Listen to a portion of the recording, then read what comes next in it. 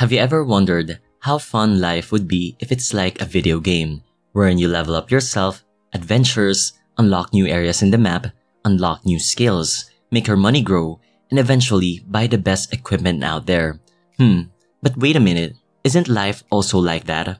You work hard every day, then you get used to it, unlocking a new skill.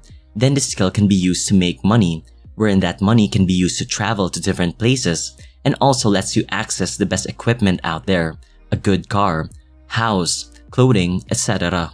So with this in mind, life is really like a video game, a role-playing game, or RPG for short.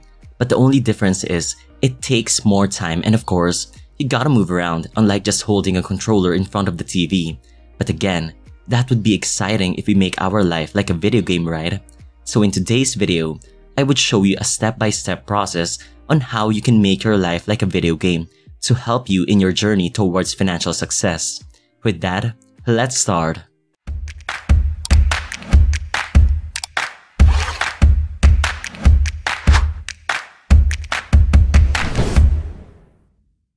Now, back when I was still a student, I loved playing RPGs. I love the scenery when I travel to different places.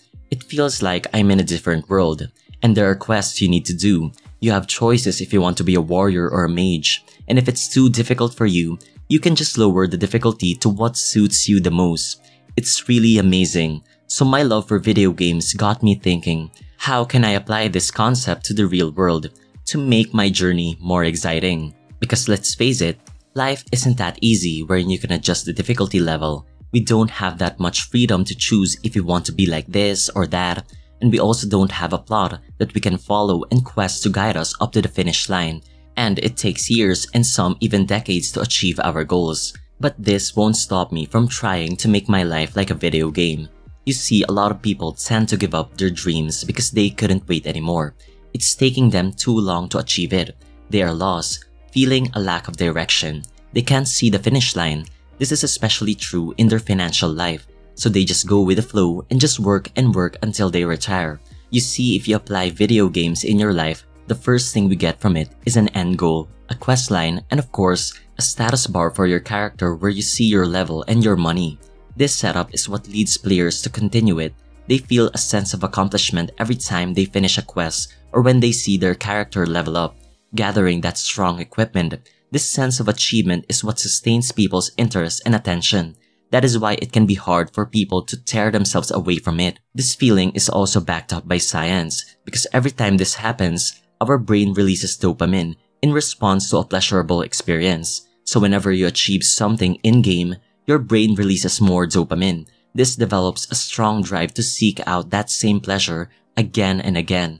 Now, why am I explaining this? Because in life, you can replicate this setup. If you have an end goal, for example, for myself, my goal is to be financially free. Since I have that as my goal, I need to create a pathway for it, or should I say milestones, because if I only have financial freedom as a goal and don't have a pathway for it, then I would feel lost in the process. Having milestones lets you have a guide to your end goal. A lot of us skip this step. They don't even have a goal to begin with. Setting goals is the start of your progress, because without it, how can you even plan something?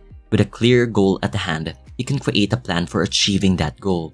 This is the first step that you can imitate a video game like life. So going back to my example of financial freedom, with that, I would create milestones for it.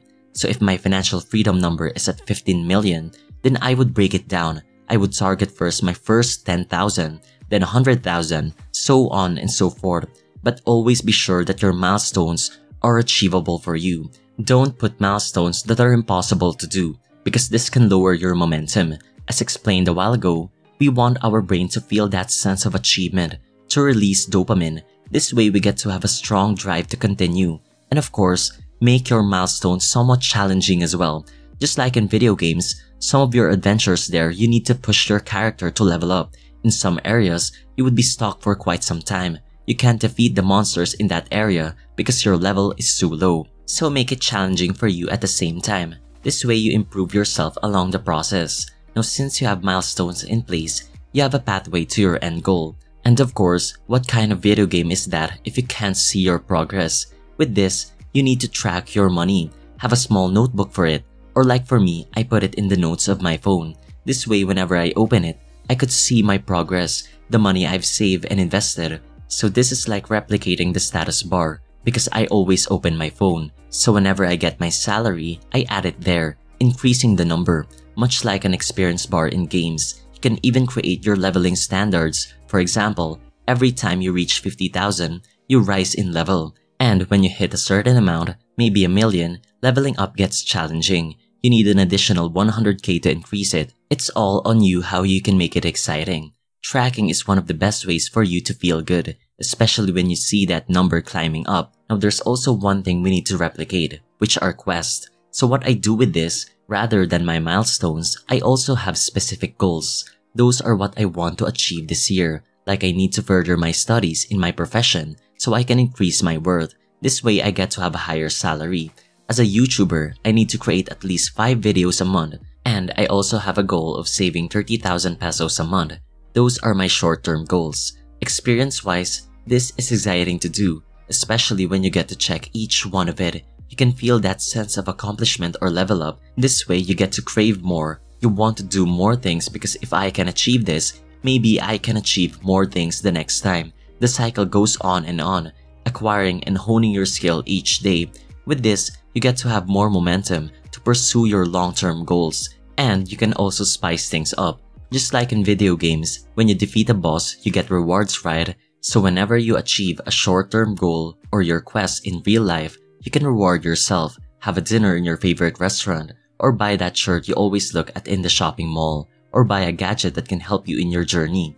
This is also applicable especially when you achieve your long-term goals. You can go on a trip with your family. This way your mind gets freshened up even more, allowing you to have more strength to pursue your end goal. To add to that, make the rewards different every time so that you don't get bored in the process. You can go to a different place the next time, and the more your money grows, the farther away you can reach. This replicates that in-game feeling of unlocking a certain part of the map.